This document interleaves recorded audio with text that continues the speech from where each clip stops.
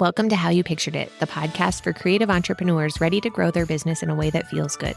Here you'll find actionable tips and tools to create the business and life you pictured. I'm your host, Kate Hyde with Dear Kate Brand Strategy. Let's get started. Welcome back to How You Pictured It. Today I'm here with Laurel Vines of Vineyard Creative Co. She is a web designer like me. We met in the web design community and through a networking group that we're both part of, the SOBO community, Society of Women Business Owners. And she is here today, though, to talk to you about Pinterest and share some of her knowledge around that topic. Laurel, can you go ahead and introduce yourself as well?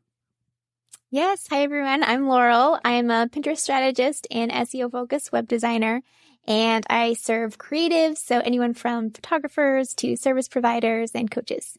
Awesome. So let's talk a little bit about how are you building your business to fit the life that you pictured? Yeah. So, a big focus of my business, which I'm also trying to, incorporate in my own business on the back end, is just sustainability. So kind of focusing on those kinds of marketing and tasks that will push my business forward. They may not give me like overnight results, but I'll be sort of glad that I did them later. So I'm really hoping to one day have a business that doesn't require me to be on social media, that I can, show up there if I want to, but, that it's not a need, because I always find if I feel like I have to be on there, it just feels very stressful. So, just building that, kind of leads and more, sustainable, business off of social media.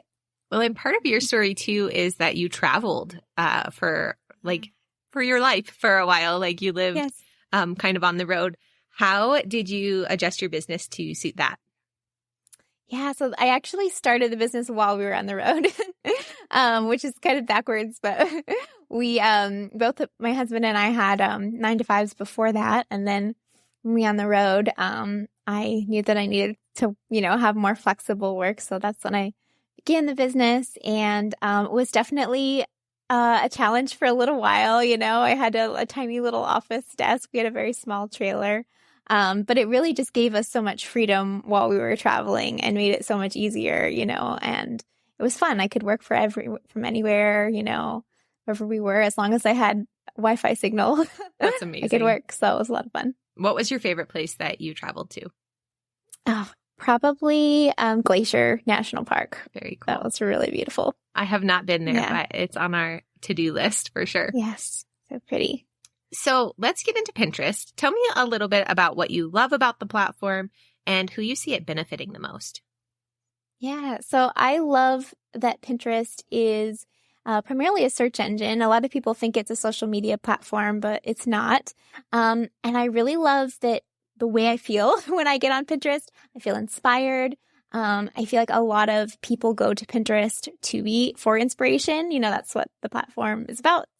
It's about getting inspired, and versus social media, where you sometimes get on the platform and you may be looking for inspiration, but you end up just kind of feeling a lot of imposter syndrome, or like, oh my goodness, look at what everyone else is doing.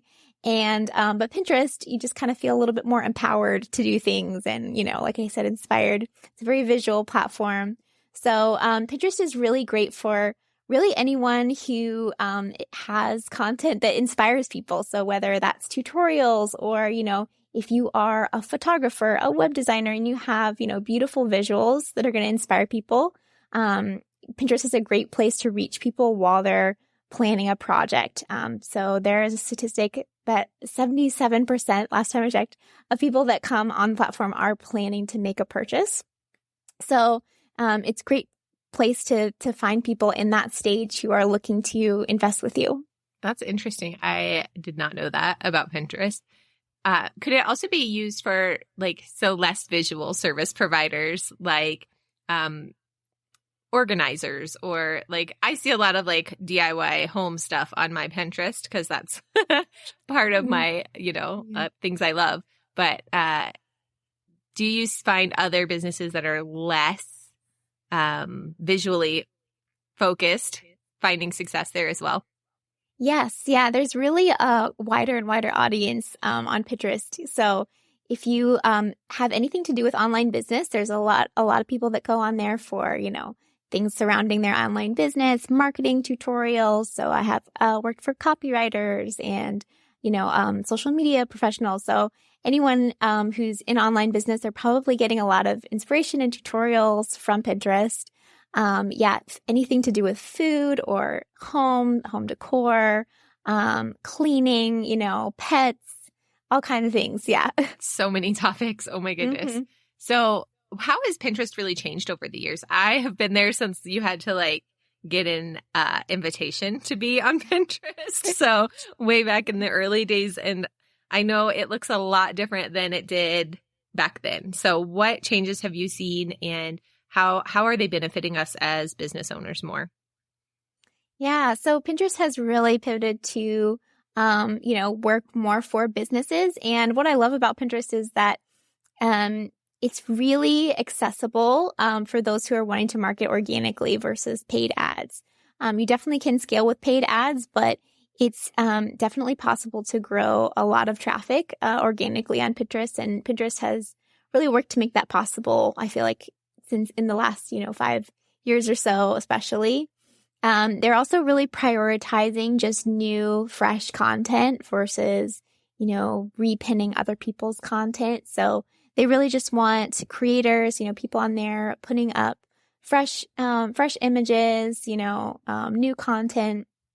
And so, the more that you are doing that, the more they're going to prioritize, your pins and show them to more people. So now we have different kinds of pins. Do you see benefit in accessing all of those tools, or are there certain tools that are better used if you're going to focus your efforts in one place?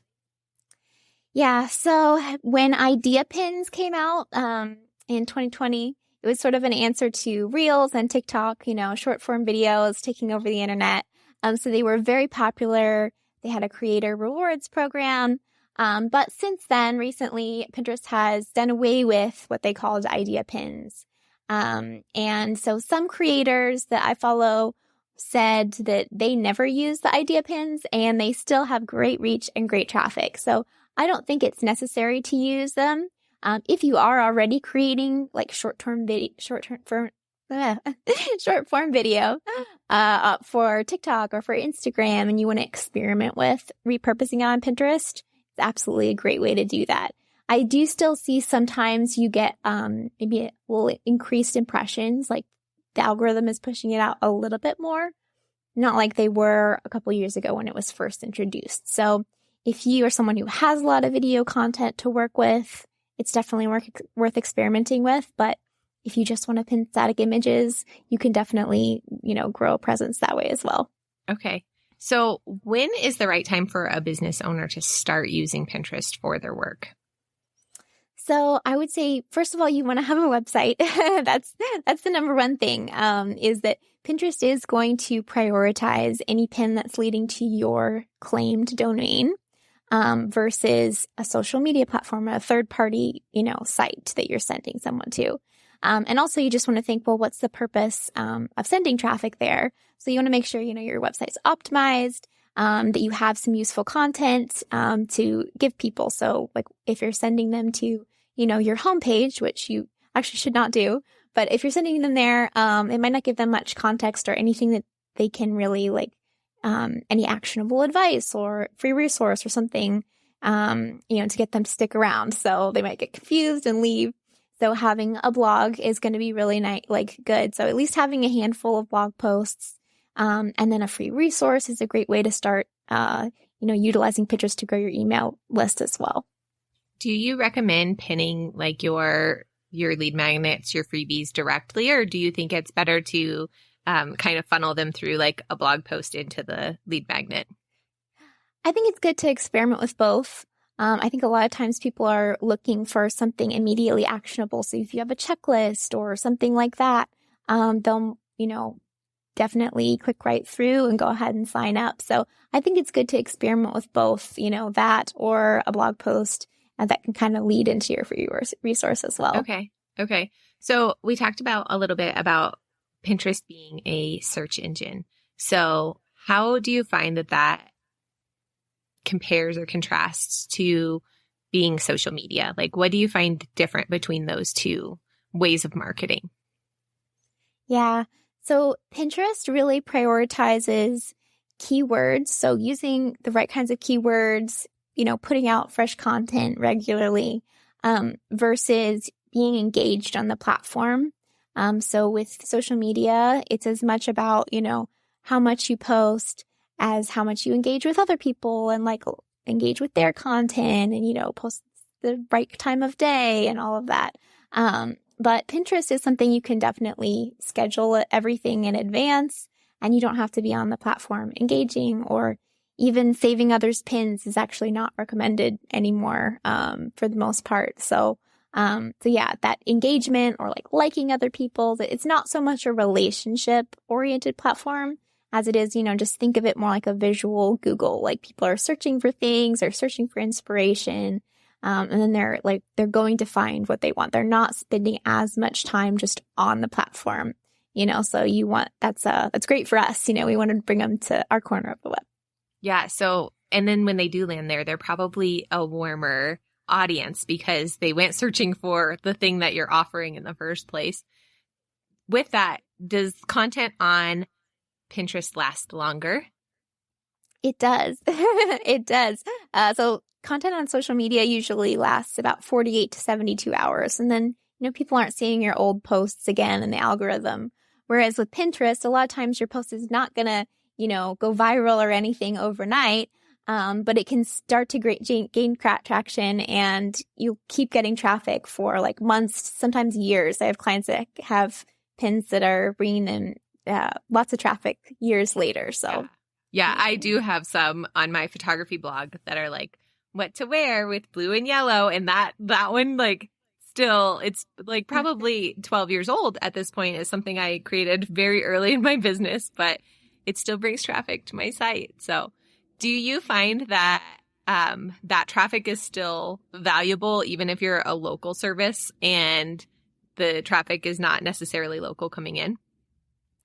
I think it just depends on what you offer. So for anyone in the wedding industry, a lot of brides are looking on there for like elopement or destination, or they're looking for specific locations. So you can definitely get bookings that way, or like venues, anything like that.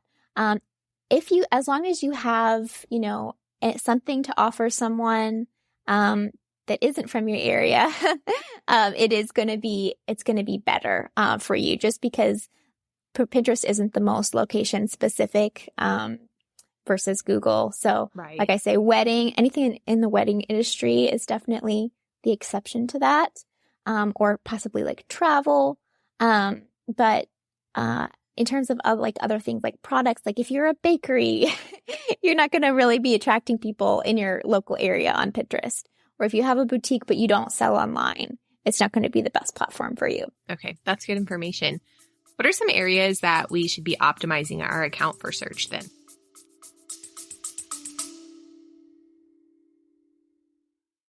So you've got a website for your small business, but you're not really sure if it's working.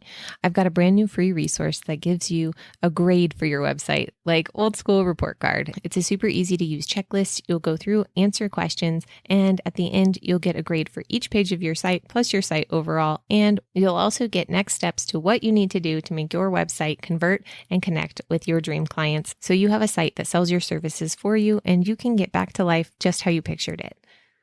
Head to dearkatebrandstrategy.com/report card to get that free resource now.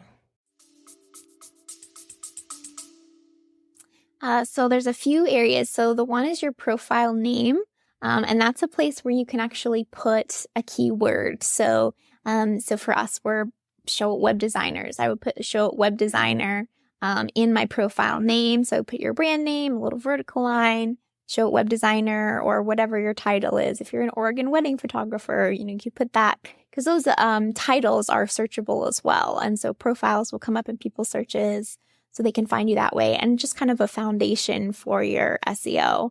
You can also put those keywords in your bio description. So if you're a photographer, like the style of photography you do, your location again, inspiration for like venue inspiration or reception inspiration, things like that, you can put in your bio. The next place is going to be your board titles and descriptions. So those are all sort of, I say like, those are think of them like your content pillars. Like what kind of content you're pinning, what kind of words people searching around that content, which you can kind of find on the Pinterest platform just by searching, seeing what kinds of words are like come up in the search bar as suggested searches, and start with those. So creating board titles that are, are keywords, and then writing a description that also includes more long tail keywords, which is basically that same root word, but with like more words added onto it. So if your board title is elopement ideas, your board description would include words like destination elopement ideas and Hawaii elopement ideas and things like that. And then the next thing would be actually on your pins. So your pin titles, your pin descriptions, even your pin graphics. If you're, have words on there, using keywords there will actually help the reach of your pin as well, because Pinterest can actually scan images and it'll be able to push it out based on that as well. Well, that's amazing. Technology is so different than it used to be. Well, and I think that there was a season where it was good to be clever on Pinterest, and you'd have like bumps and bellies or something as your maternity board. But now it's more important to be clear and actually like using the words that people are searching for when they're on Pinterest. Do you have any suggestions for finding what people are searching for? So you can just start by, going on the platform, and when you type something in the search bar, think maybe start brain dumping a few things of like what you think people would be searching for to find, whatever you're offering. And then just start searching those words. And then as you search for them, you'll see more suggested searches just pop up. Kind of like you do when you do a Google search and you don't even have to type the whole thing in. It just finishes it for you. Pinterest will do that same thing. So that's a way for you to just kind of like jot those down. And then if you actually searched, like say a root keyword, like whatever your search term is, you'll see usually some suggested search bubbles pop up below as well. They'll be like little colored bubbles. So those are more long tail keywords. Those are more words that you're going to add on to that main thing that you're searching for that are going to be like more niched keywords. Are there any things that you would do if you're specifically wanting to promote on Pinterest? Are there any things that you would change in how you create the content that you're pinning? So you do want to make sure that you're giving it its own strategy. Like I wouldn't just like copy a social media caption and put it as your pin description. But one thing is to, write a description that's both, it should be simple and clear. And it should be full words. You don't just want to list out a bunch of keywords, because Pinterest doesn't like that. It's kind of black hat. It's called keyword stuffing, and they can tell that you're doing that. So you don't want to do that. Also, hashtags are no longer relevant on Pinterest. That went away a year and a half ago or so. So just basically, write clear sentences that make sense to humans and are readable and like just enticing people to click basically on your pin. And then just experiment with different keywords and terms within that description and within the title. And then just focusing on your graphic, like making sure that it is clear, like what it is, making sure it's a good quality image. Aesthetics are important on Pinterest, but also, you're kind of in a sea of a lot of images. So you want to make sure it stands out among the crowd. So perfect. Are there any other do's and don'ts of pinning that you'd like to share? Yeah. So you want to make sure that you're not just pinning to the same URL. So the same website address. So like your website / blah, blah, blah. You don't want to pin that URL more than once per day, because that can actually get you in the spam filter in Pinterest if you're just pinning the same URL too often. You also want to make sure you're not pinning to your homepage, because Pinterest can't differentiate between your homepage and any other page on your website. Therefore, if you have pin another page and your homepage, Pinterest sees those two as the same thing. So again, it's just kind of to keep it, we'll make sure we don't end up in the spam filter. If you just see your analytics just like plummet and you're not getting any views or clicks or anything, it might be because you got marked as spam. You got to reach out to Pinterest. It's a headache. So you just don't want to do that. So make sure you're just kind of spreading those out. But it doesn't mean that you have to be pinning something new every day. You want to make sure that you are pinning a fresh image each time, but it doesn't have to be like an extremely different image. You can make a very slight change to the image, and then just adjust your description a little bit, and then just like kind of spread it out. So maybe you have one blog post and one freebie going out one day, and the next day you have that same freebie and another blog post going out, and then the next day you have that same blog post from the day before going out. So you can reuse the same blog post multiple times, or see if one particular one did really well, make some more pins for it. Like not everyone is going to have seen it. So it's not like social media where you have your followers and you obviously don't want to just be showing them the same thing over and over again. With Pinterest, you definitely want to be trying new things and experimenting, but you're not going to be overwhelming someone with, the same thick content over and over again, because you're trying to reach new audiences. It's not so much a follower-based platform. Right. So it's not like when you're on Instagram and you can't continue to post the same thing over and over where your audience is going to see it over and over. It's more just trying to basically cast like a wider net with that information. So I know you used to have to pin images like directly from your website onto Pinterest. So now can you upload an image directly to Pinterest and then link it to a blog post so you have those differentiations? Yes, you can. So you can create your own images. They don't have to be, directly in your blog post. You can create them in Canva, upload them straight to Pinterest or Tailwind. I really love Tailwind. It makes it really fast and easy. You can schedule them all out directly on Pinterest as well. Okay, very cool. All right. So I know you've got an awesome freebie available. I downloaded it. Can you tell us a little bit about it and where we can find you? And then we're going to get into our fun lightning round questions. So I have the Pinterest strategy guide, and it sort of walks you through making a strategic plan, how to attract your ideal audience and do keyword research. And you can find it on my website, vineyardcreativeco.com. And what is your favorite thing that you offer in your business right now? That's so hard. I love everything that I do. I'm kind of enjoying on the web design part of my business, the SEO. So Pinterest sort of led me into doing more like web design focused SEO. So I really enjoy doing that for clients as well. A lot of times there's a bit of an overlap in their Pinterest strategy and their SEO strategy. Anything Pinterest or SEO. Awesome. All right, let's get into our lightning round questions. This is a new portion of the podcast, but I'm having fun with it. And I love getting to know my guests a little bit better and what they know. So what is a favorite recent book? It can be business or for fun. I'm like terrible at keeping up with reading, this is a book that is like on my list. I don't know if that counts. Yeah. I haven't actually read it, but I've been kind of focused on my business finances recently. So I've been digging into Profit First, and mainly like taking in other people's, like explaining it to me. Yeah. But yeah, I love the concept. And so if you haven't taken a look at Profit First, it's a really great model to do your business finances, make them a little more clear and easy to understand. Yeah, it's one that I think I started listening to it and I couldn't get into it. But I know that people swear by it, so it's probably something I need to maybe actually read like on paper versus an audiobook. But that's one that I have not read either. So what is a resource you're finding useful lately that our audience should check out? Well, so keeping on the same track with Profit First, Val Marlene Creative is someone I follow on Instagram. She's amazing. And she has a course surrounding Profit First specifically for creatives. So if you have a creative brain and you're struggling with your finances or understanding the Profit First method, I just purchased her course and it is fantastic. And she has spreadsheets in there.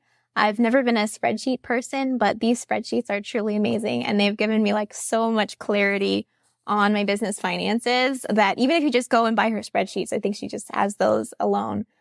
They're fantastic. So yeah, definitely check out her resources. She makes Profit First very accessible for creative brains. I love when there's an educator that can like pull that creative brain part into something that we're not typically very good at or very good at understanding and make it clear for us. That's so cool. And I met Val at the Show It conference last year. So that's fun.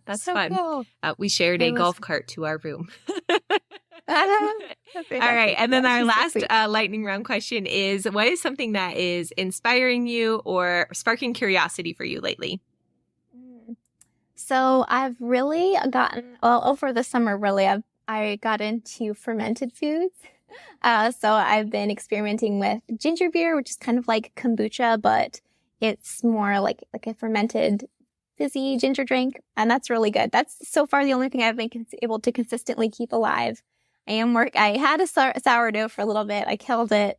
And I've tried to bring it back, and I'm still working on it. But it was great while it was going. Yeah. I can hardly keep plants alive. I don't think I'd be very good at keeping food alive too. That's so funny. Well, that is awesome. Thank you so much for joining me, Laurel. I enjoyed having you on the podcast today, and I am excited to dig more into your freebie, and then also your masterclass that you have on Pinterest looks amazing too. And I will link both in our show notes. Amazing. Thanks so much, Kate. Thank you. I hope you enjoyed this interview with Laurel just as much as I did. It was so interesting for me to hear more about how Pinterest is a search engine versus a social media platform, and how those two types of marketing work together and differently from each other. One of my favorite takeaways from this episode was hearing all of the places we can optimize our pins and our profile with those keywords, and figuring out what keywords people are searching for in the Pinterest platform so that we have more sustainable marketing. Anything that helps us spend less time marketing is always a win, especially if it's then driving those warm leads to our website and right into our inbox. I'd love to hear what your favorite takeaway from this episode was and how you are going to jump into Pinterest more. Shoot me a DM over on Instagram and say hi. Please take a minute to rate and review the podcast on whatever podcast player you're listening in. That helps grow the podcast and helps more people just like you find it. I will talk to you next week.